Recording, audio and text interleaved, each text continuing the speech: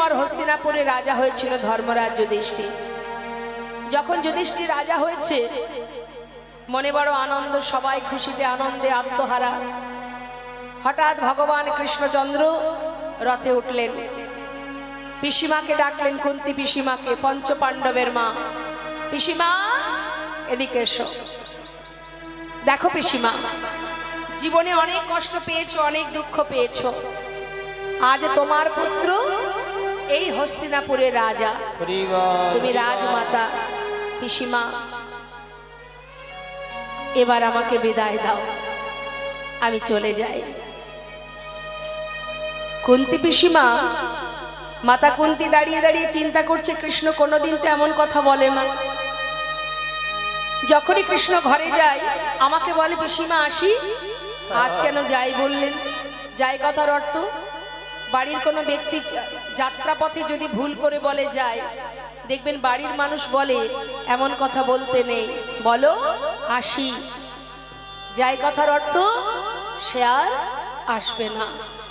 পিসিমা দাঁড়িয়ে আছে, মা কুন্তি মাতা দাঁড়িয়ে দাঁড়িয়ে ভাবছে, কৃষ্ণ কি তবে আজ চলে গেলে আর কখনো আসবে না? ভগবান বলে উঠলেন, পিসিমা যাওয়ার আগে আমি তোমায় বর দিয়ে যাব। বলো কি বর চাই তোমার? কুন্তি পিসিমা চাইলেন, মা সারা জীবন তো কষ্ট পেয়েছে, আমরা যেমন কষ্ট পেলে ভগবানের কাছে জানাই যে আমাকে কষ্ট দিও না, সুখ দাও, শান্তি দাও, এত দুঃখ দিও না, আমাকে ভালো রাখো, শান্তিতে রাখো। কিন্তু মাতা কুন্তি কি চেয়ে বসলেন? মা সারা জীবন তো সন্তানদের নিয়ে বনে বনে কাটিয়েছে, তারপরেও তিনি চেয়ে বসলেন, কৃষ্ণ তুমি আমায় বর দেবে? যা চাইবো তাই দেবে? হ্যাঁ পিসিমা, আজ তোমার পুত্র হস্তিনাপুরের রাজা, তুমি রাজমাতা, আজকের এই সুখের দিনে, আনন্দের দিনে বিদায় নেবার আগে আমি তোমায় বর দিয়ে যাব, যা চাইবে। মাতা কুন্তি বলে উঠলেন, কৃষ্ণ তবে যদি বর দেবে এই বরই দিয়ে যাও। এতদিন দুঃখ ছিল তাই তুমি আমার কাছে ছিলে, আমার 5 পুত্রের সঙ্গে বন্ধুর মতো ছিলে, সুখে দুঃখে সর্বদাই তুমি তাদের কাছে ছিলে। আজ আমার ছেলে হস্তিনাপুরের রাজা, এত বড় রাজ্যের রাজা, আমি রাজমাতা, রাজ সিংহাসনে পেয়েছি, রাজত্ব পেয়েছি, এত সুখ, এত আনন্দ। কৃষ্ণ যদি বর দেবে তবে এই বরই দিয়ে যাও, আর যে কটা দিন এই পৃথিবীতে এই ধরাতে বেঁচে থাকবো, এই জগৎ মাঝে আর যত দুঃখ কষ্ট যন্ত্রণা বেদনা আছে সবটুকু তুমি আমায় দিয়ে যাও। চাই না আমি এসব, যে কষ্ট পেলে, যে দুঃখ পেলে, যে যন্ত্রণা পেলে চিরতরে কৃষ্ণকে কাছে পাওয়া যায়, সেই বর তুমি আমায় দিয়ে যাও। পাশে দাঁড়িয়ে আছে ভীম।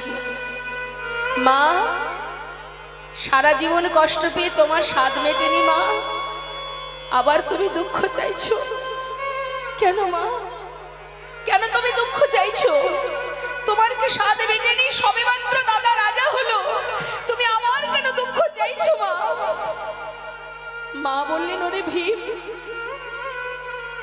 এতদিন দুঃখ ছিল বলেই তো কৃষ্ণ আমাদের সঙ্গে ছিল, আজ যেই না সুখের নাগাল পেয়েছি সেই কৃষ্ণ আমাদের ছেড়ে চলে যাচ্ছে। বল বাবা, ওই সোনার সিংহাসনে বসে থেকে চিরতরে কৃষ্ণ হারা হওয়া ভালো, নাকি কৃষ্ণকে কাছে নিয়ে সারা জীবন ওই মনে কাটানো ভালো? আমি চাই না সে সুখ, যে সুখ পেলে কৃষ্ণ হারা হতে হয়। যুধিষ্ঠির সিংহাসন থেকে নেমে আয়, যে সিংহাসনে বসলে চিরতরে কৃষ্ণ হারাতে হয় সে সিংহাসন আমি চাই না, তুই নেমে আয়। ভগবান কৃষ্ণচন্দ্র রথ থেকে নেমে এলেন। মা রথ থেকে নেমে এসে কুন্তি পিসিমাকে বললে, পিসিমা সারা জীবন এত কষ্ট, এত দুঃখ, এত যন্ত্রণা পেয়েও আবার তুমি দুঃখ চাইছো? তুমি যে আমাকে এত ভালোবাসো, আমার জন্য রাজ সিংহাসন পরিত্যাগ করতে চাও, তোমার ভক্তিতে আমি বাধা পড়ে গেলাম পিসিমা। আমি কথা দিলাম পিসিমা, আমি তোমায় ছেড়ে যখনই আমায় স্মরণ করবে আমি তোমার সামনে এসে ধরা দেব। পিসিমাকে সান্ত্বনা দিয়ে ভগবান রথে উঠে চলে যাচ্ছে। যখন চলে যাচ্ছে মা, আর এক মা চিৎকার করে উঠেছে, মাধব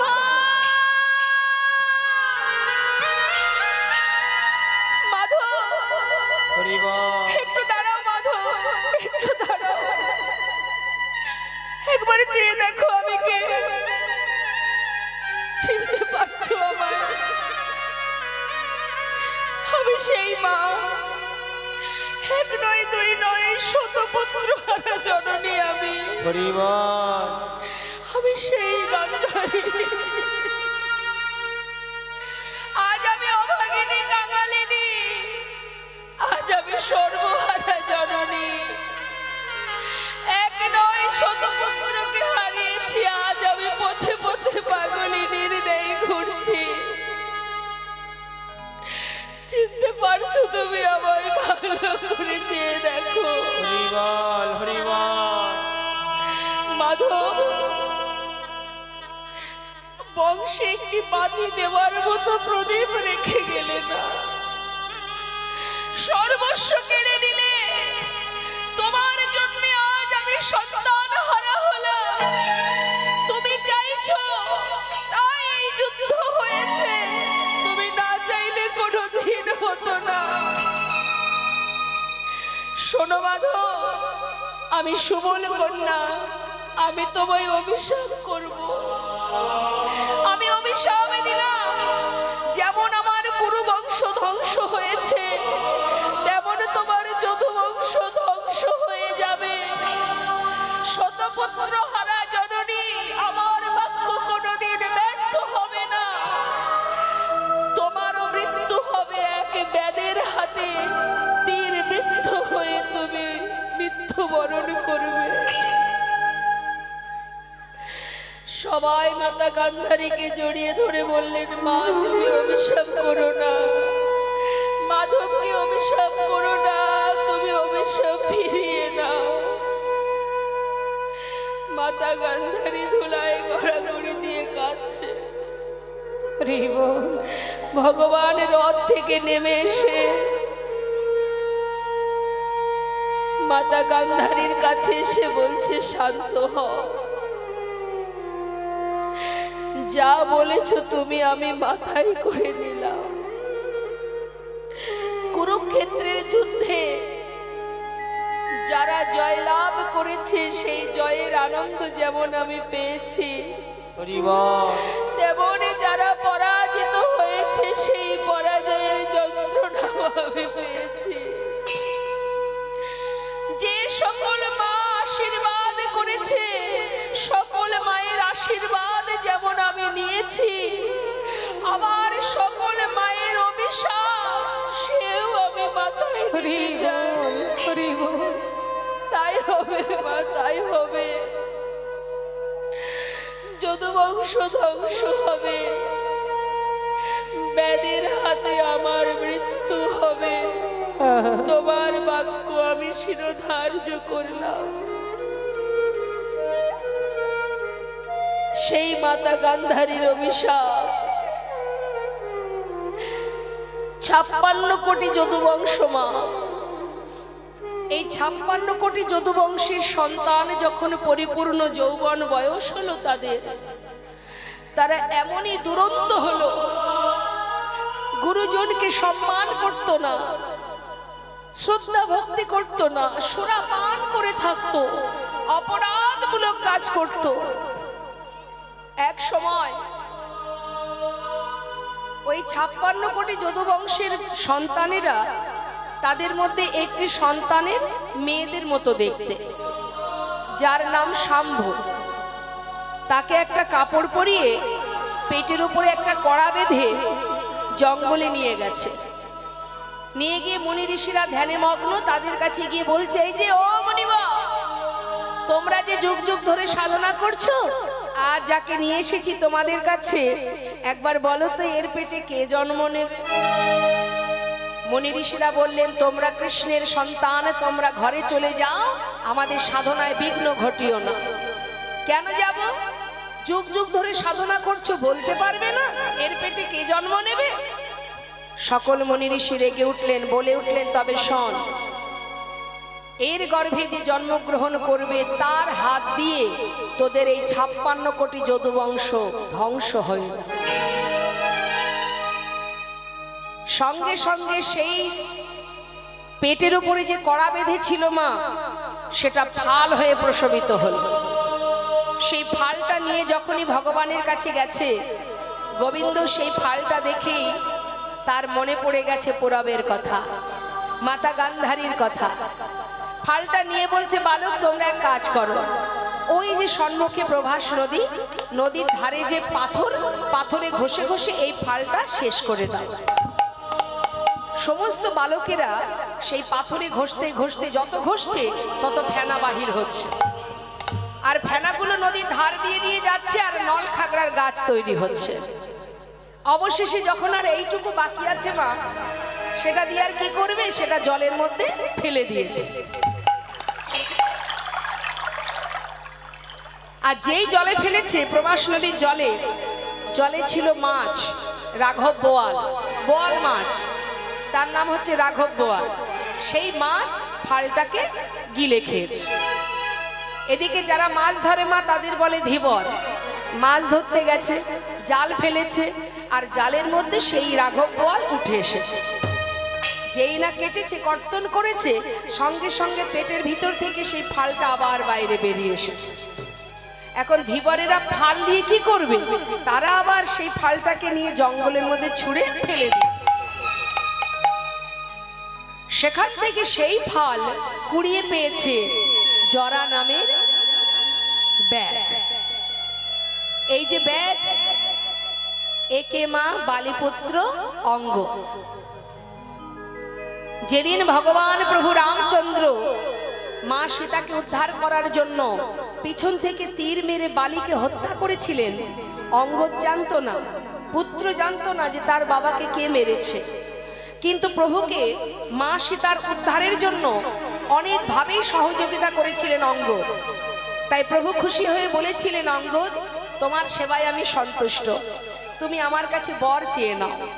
অঙ্গদ বলেছিলেন, প্রভু যদি বর দেবে, এই বর দাও যে আমার পিতাকে বিনা যুদ্ধে, বিনা কারণে পিছন থেকে তীর মেরে হত্যা করেছে, আমি যেন তাকে তীর মেরে হত্যা করতে পারি। ভগবান বললেন, তথাস্তু, তোমার মনোবাঞ্ছা পূর্ণ হবে। সেই জরা নামের ব্যাধ ওই বালিপুত্র অঙ্গদ।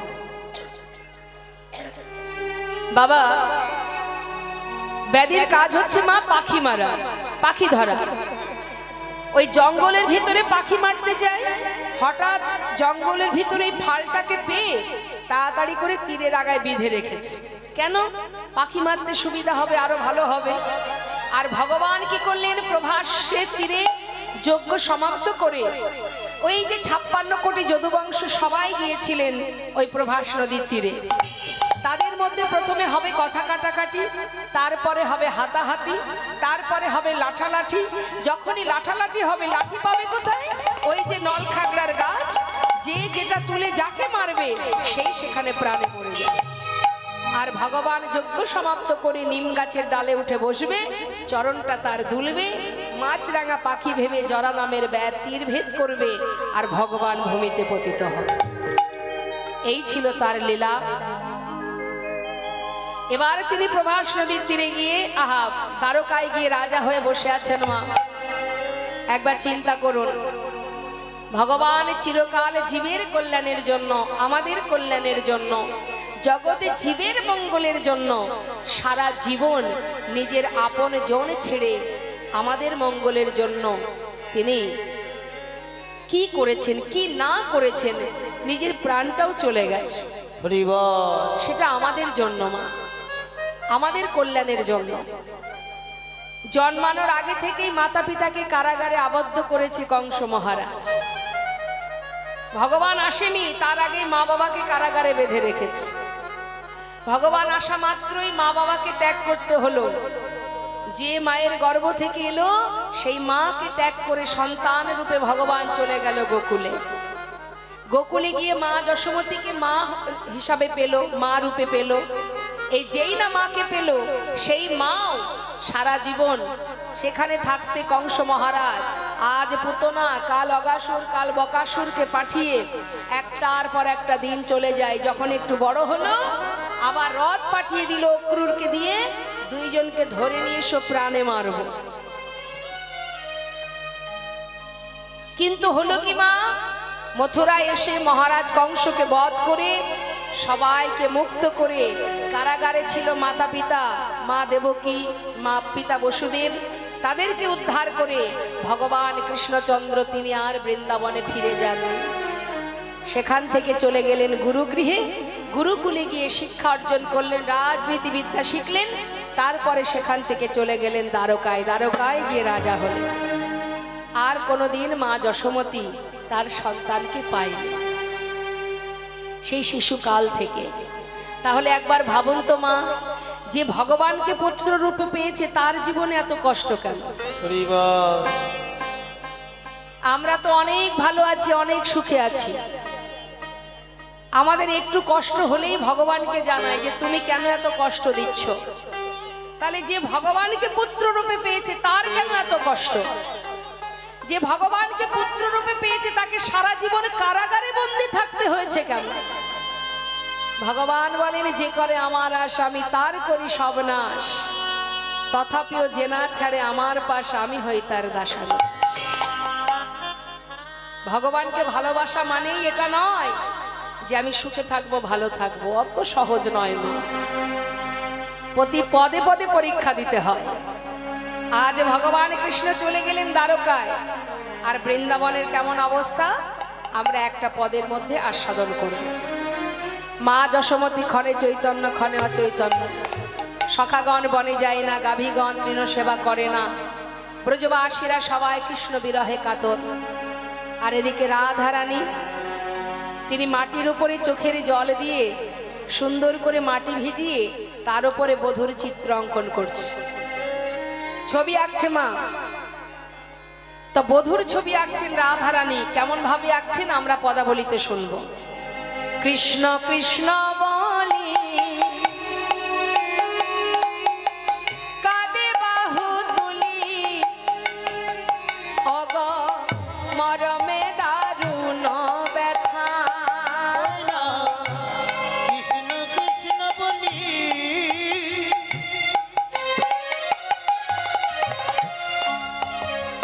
ওরাই কাঁদে বাহু তুলি,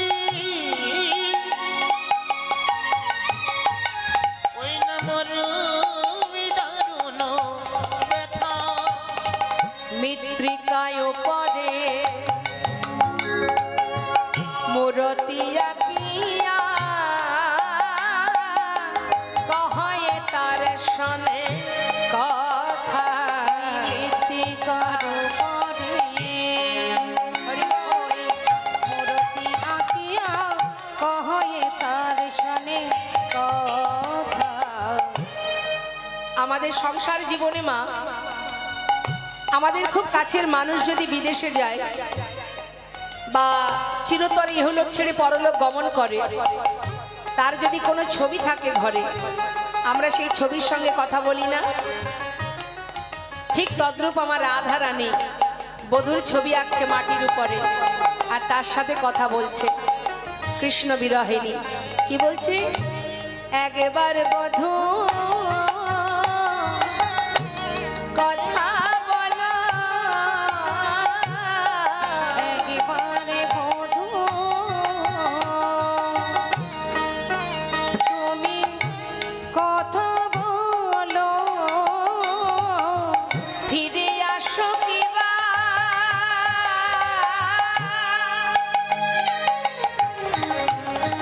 তুমি নাইবা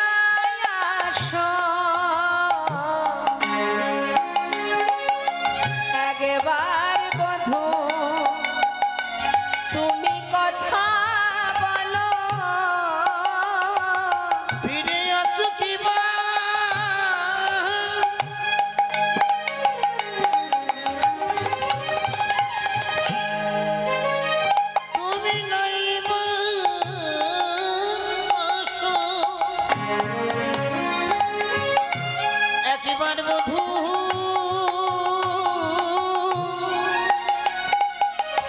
কথা বলো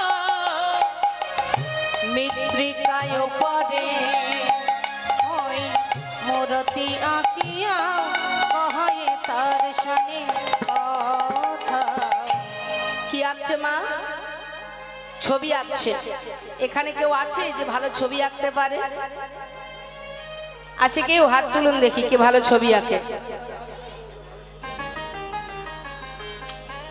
আচ্ছা, যারা চিত্র অঙ্কন করে, যদি মানুষের ছবি আঁকতে হয় তাহলে সর্বপ্রথম কোথা থেকে শুরু করতে হয়? চিত্র অঙ্কন করতে গেলে, মানুষের ছবি আঁকতে গেলে হয় মস্তক থেকে নাই চরণ থেকে শুরু করতে হয়। যে কোনো ছবি আঁকতে গেলে হয় মস্তক থেকে নাই চরণ থেকে, কিন্তু মাঝখান থেকে কোনো ছবি আঁকা যায় না, যায় না। কিন্তু আমার রাধারানীর ভজন কেমন দেখুন, সে ছবি আঁকছে কিভাবে? আগে কোমরটা আঁকছে, আঁকিয়া সে কটি পরাই ধটি। ধটি মানে কি? কোমরে যে ওড়নাটা বাঁধা থাকে না সুন্দর করে, ওটাকে ধটি বলা হয়। আঁকিয়া সে কটি পরাই ধটি, কত না যতন করি। আঁকিয়া সে কোটি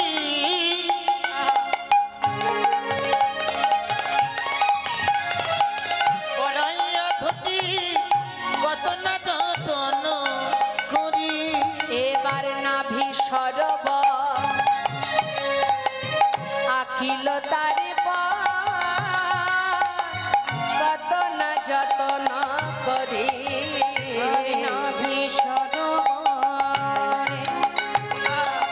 আকিল তারে পর কত না যতন করি। যেই না কোমরটা এঁকেছে মা, সখীরা সবাই ডাক দিচ্ছে রাধারানীকে, আয় রাধে, কি হয়েছে তো? এ কেমন আকার ছিঁড়ি রে? এইভাবে কেউ চিত্র অঙ্কন করে? হয় মস্তক থেকে না হলে চরণ থেকে, মাঝখান থেকে কেউ ছবি আঁকে? আরে বাবা, তুই যে গুরু ধরে অঙ্কন শিখেছিলি সব ভুলে গেলি? শ্রীমতী রাধারানী বলেছে, ললিতা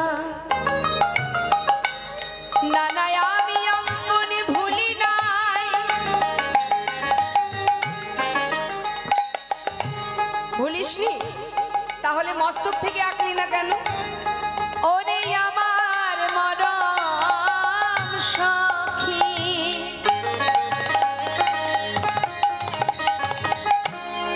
যদি আমার পরাণ বধুর আমি বদন আঁকি, হরিবল হরিবল ওই জুড়া ভুরু আর পাকা নয়ন যদি একবার আমার চোখে পড়ে, আমার দুটি নয়নে জলে ভরে যায়। আমি কি করে চিত্র অঙ্কন করব বল? ওই বদন আঁকলে বদনের নয়নে যদি একবার চোখে চোখ পড়ে যায়, আমি আর আঁকতে পারবো না। হরি হরিবল। আচ্ছা, তাহলে চরণ থেকে শুরু করলি না কেন? ওরে ললিতা ওরে বিশাখা, এই বৃন্দাবনে আমার পরাণ বধূ, সেই আমায় ছেড়ে চলে গেছে।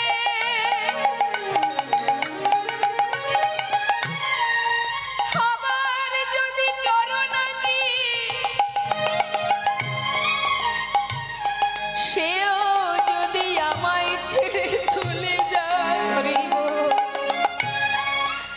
বল বল সখী, আমি কি নিয়ে এই ব্রজে রইব? বল আমি কি নিয়ে এই ব্রজে রইব? চরণে দিলে যদি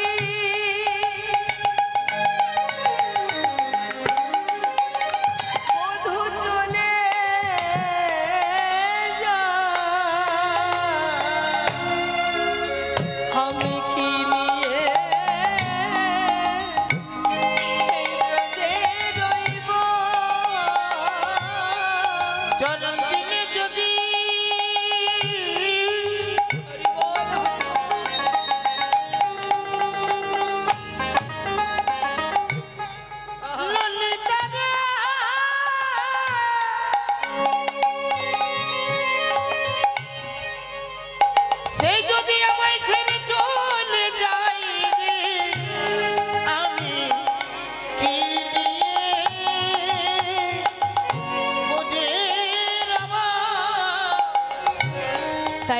আঁকিনি রে, চরণ দিলে যদি সেও চলে যায়, তাই আমি কোনোদিন চরণ আঁকবো না, কারণ চরণ না আঁকলে সে তো আর যেতে পারবে না সখী। তাই আমি চরণ আঁকিনি। সখীরা বলে, রাধে তোর মতো ভজন কে বা জানে বল, তোর মতো ভজন এই জগতে কে বা জানে। শ্রীমতী রাধারানী একটু একটু করে উপরে উঠছে মা ছবি। প্রথমে কোমরটা এঁকেছে, নাভি সরোবর এঁকেছে, এবার আস্তে আস্তে উপরের দিকে আঁকছে। কি আঁকছে? বাহু দুটি আঁকি ছলো ছলো আঁকি, বাঁশিটি দিল সেই করে। ওই না বাহু দুটি আঁকি,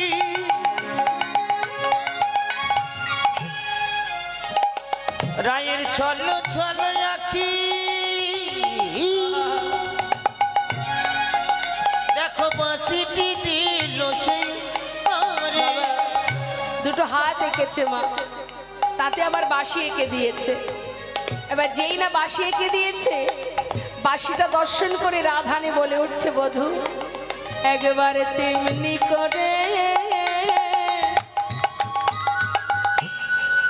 বাজাও বাঁশি, একবার তেমনি করে বাজাও বাঁশি, বাঁশির সুরে